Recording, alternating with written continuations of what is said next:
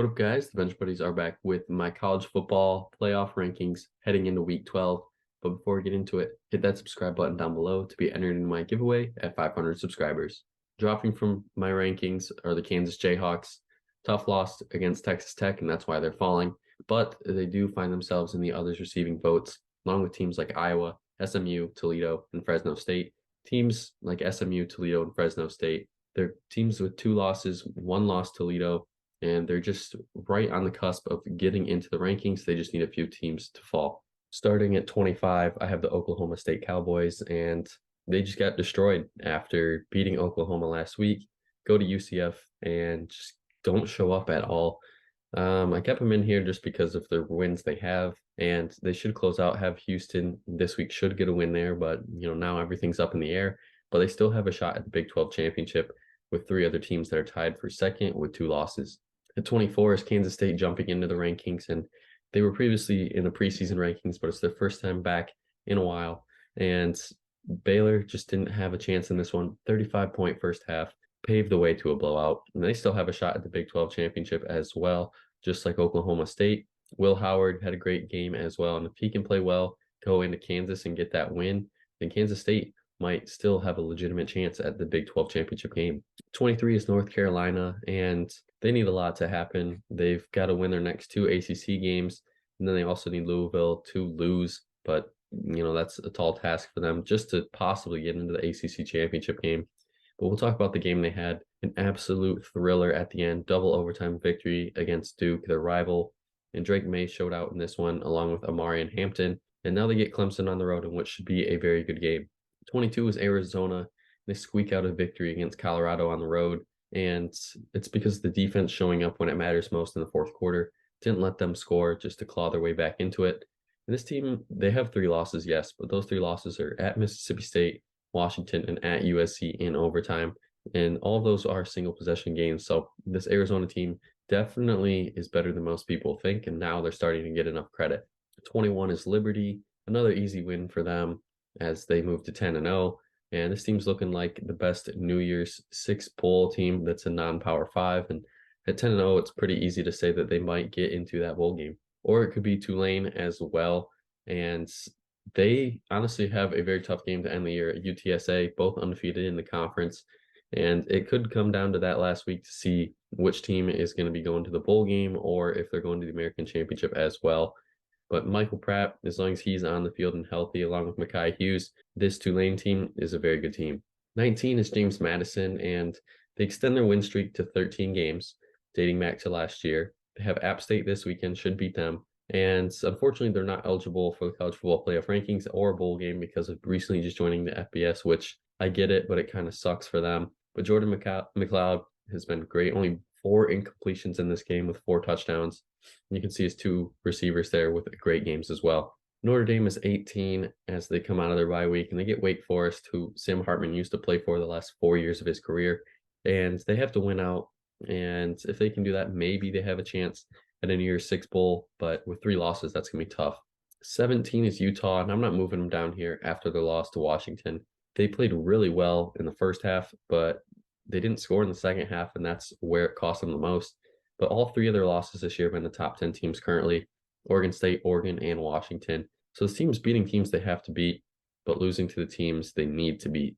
And this week they get Arizona, and we'll really find out what category this team is, if they're the unlucky top 4 or if they're past the bottom 4.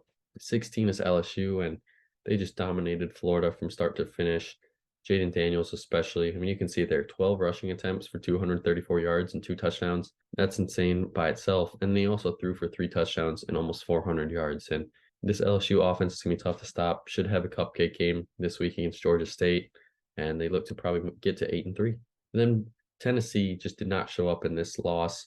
7 points was the only thing that they had for them coming out of this game. But I look back to the loss at Florida, and that's kind of where things turned. I know it was only the 3rd game of the season, but since then, it just kind of felt like the air was out of the balloon at that point, and they just couldn't really fix it going forward. But now they get Georgia at home, and if they can pull off that upset, then, I think it's a good year for them. And the team that just lost to Georgia by a lot is Ole Miss, and I really had high hopes for this team. I actually picked them to win outright, but they just didn't show up at all in this one. Jackson Tart struggled. Quinshon Judkins played great, but they couldn't really run the ball because they were down so much, and they should rebound this week with a cupcake game. Penn State, same thing. They lost. Offense doesn't show up, and you can see there, James Franklin falls to 4-16 in his career against Ohio State and Michigan since becoming the Penn State head coach. And it seems like this team is just due for another 10-2 season. It's just the inevitable at this point. They lose to Michigan and Ohio State every year, but somehow they finish 10-2. At 12, I have Oklahoma, and Dylan Gabriel is the only thing you need to know about this game. 8 total touchdowns, and they still have a shot at the Big 12 championship with all 3 of those teams with 2 losses as well. At 11, I have Mizzou, and they're jumping 5 spots because they just dismantled Tennessee, especially after a week where they hung with Georgia but just couldn't get it done. And this team is playing their way to a New Year's Six bowl game if they win out.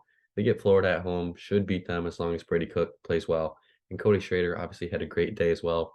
First player in SEC history to have over 200 rushing yards and 100 receiving yards in the same game. Starting in the top 10, I have Oregon State making their way to their highest ranking to date. You know, what can you say? They had 9 total offensive touchdowns, almost 600 yards in the beatdown of Stanford.